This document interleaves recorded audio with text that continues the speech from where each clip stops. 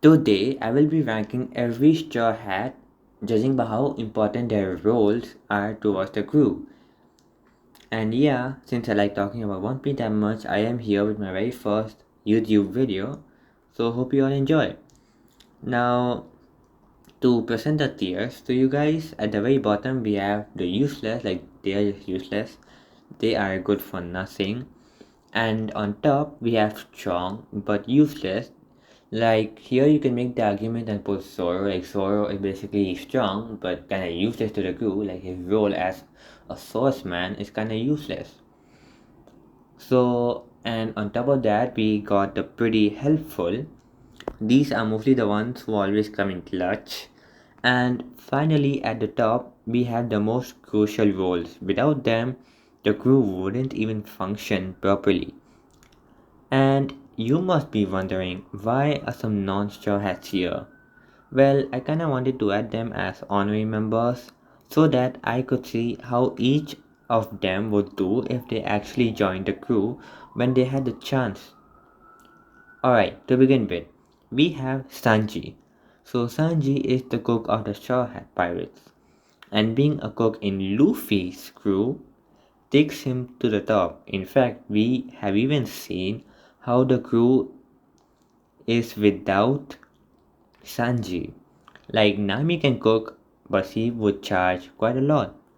So Sanji is a better cook. Not to mention he's pretty a strong fighter too. Now moving on to Franky. Franky is also important since he's the one who looks after their ship, the Thousand Sunny. And he is also the engineer of the crew who is always making new inventions, and on top of that he's a cyborg, so he's automatically a strong individual. I will put him in the pretty helpful tier, like since he treated Sunny pretty well, so he deserves it. We need some more super moments of Frankie. Now next, we got Robin. Now the thing with Robin is that she kind of forced herself into the crew. So I remember when watching her interactions for the first time, she didn't really fit in well, and I always had a gut feeling that she would eventually leave the crew. And yeah, she did do it. But after the events of Annie's lobby, Robin is a pretty easy helpful. But since she's a key for Luffy to be king of the pirates, since she can read the poneglyphs, I would put her right next to Sanji. She's damn important. Now another crucial member is up next, and that's Nami, the navigator. And she is also an easy top tier for this one, since she has saved the crew countless times from being either shipwrecked or straight up dead. So easy S tier. Not much to discuss about that. Now there is Jinbei, and the thing with Jinbei, well, I haven't read Elbaf and I'm just starting to watch Egghead, so for me, Jinbei doesn't really feel part of the crew. I'm damn sure I will eventually get used to it, but for now, he doesn't feel like a straw hat. But he is the helmsman, and he can basically do the stuff that Nami does. And not to mention, he's a strong fighter too. I mean, he's a warlord after all.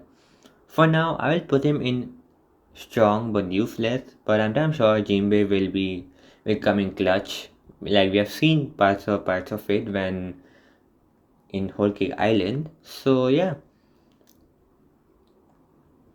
and yeah, I am pretty sure he'll become somebody important. So moving on, there is Usopp, and Usopp usually he's just there. Like a side Dressrosa, we haven't seen him do many things. And what he used to be good at, like inventing stuff, now Frankie does that. So now Usopp is only there for support? Question mark. When will he have his own arc? I thought it would be in Elba. But yeah, I really like Usopp. But bro, you're going to the bottom. Like I really like you, Usopp, but you need some moments to shine. Cause he is just there. Alright.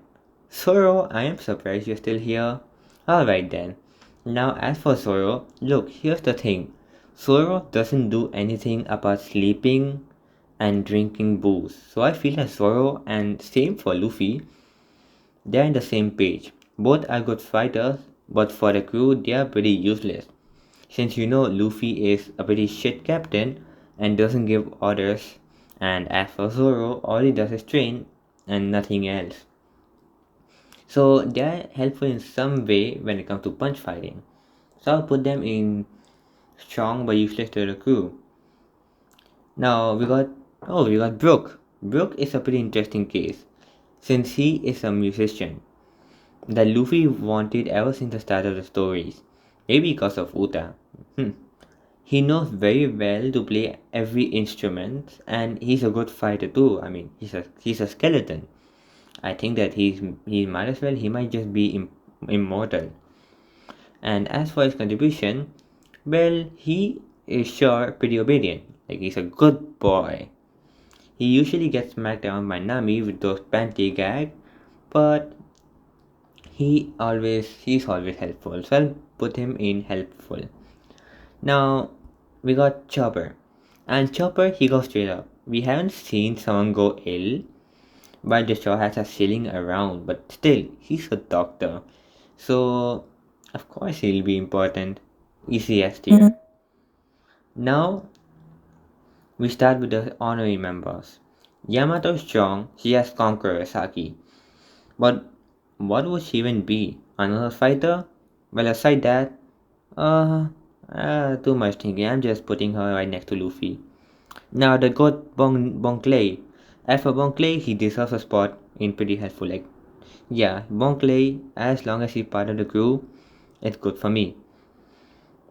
And I can see Bon Clay being helpful, like Loki comparable to Sanji Bingo moments, and